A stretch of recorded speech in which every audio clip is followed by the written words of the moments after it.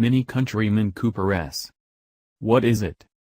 BMW's Big Mini, the Countryman, was the car introduced 7 years ago to lead the transformation of the firm from early-noughties-era-must-have-supermini to fully-fledged brand in its own right.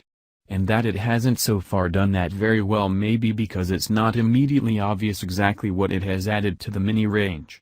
By mixing too many vehicle types and relying too much on established notions of what a Mini is, rather than what it might be, the last Countryman ultimately failed to carve out a recognizable identity of its own.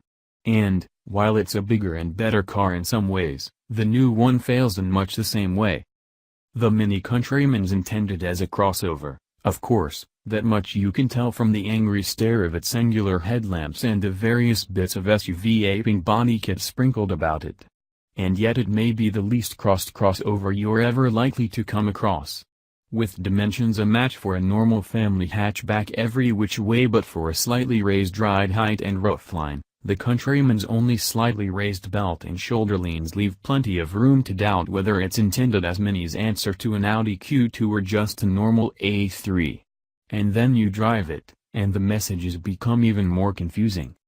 The Countryman's engine range mirrors that of the Mini Clubman, starting with the 134 bhp, 3-cylinder turbo petrol Cooper, including the 148 bhp diesel Cooper D at mid-level, and, for now, topping out with Cooper S and Cooper ST models with 187 and 189 bhp respectively. A four-wheel drive plug-in hybrid model dubbed Cooper SE, with 221 bhp of combined petrol and electric oomph, comes later this year. Behind that, a top-of-the-range 228 bhp Countryman JCW will follow, also four-wheel drive, with Mini's all-4 clutch-based four-wheel drive system optional elsewhere in the range. What's it like? One of Mini's main aims was to create a more spacious, practical, comfortable, materially rich and mature-feeling interior than you get elsewhere in the model range. It has delivered in some, but not all, of those respects. The new Countryman is 200 mm longer than the last one, with 75 mm having gone into the wheelbase to the benefit of cabin length, and much of the rest into a bigger boot. The latter is now big enough, at 450 liters, so put a Nissan Qashqai to shame, and expandable via the standard sliding and folding 40 hours 20 minutes 40 seconds back row seats. There's enough room in both rows of seats for proper adults, and plenty of headroom for taller occupants, although the car's hallmark recumbent seating position and its thin seat cushions still make the cabin less comfy and convenient than is the crossover class norm. Mini's attempts to lift the Countryman's cabin ambience to a more sophisticated level are also mixed.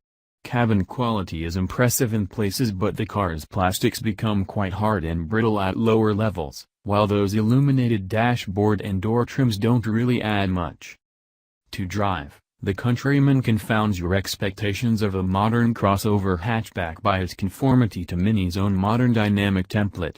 This is a firm riding, direct handling, relatively highly strung prospect that feels less like any sort of jacked-up utility car and more like a typical hot hatchback. Mini's chassis engineers may well consider this a roaring success, having translated the infamous go-kart feel of its smaller models onto a taller car with a longish wheelbase. But if the intention was to broaden the dynamic reach of the firm's model range here, the achievement's quite plainly a lot less.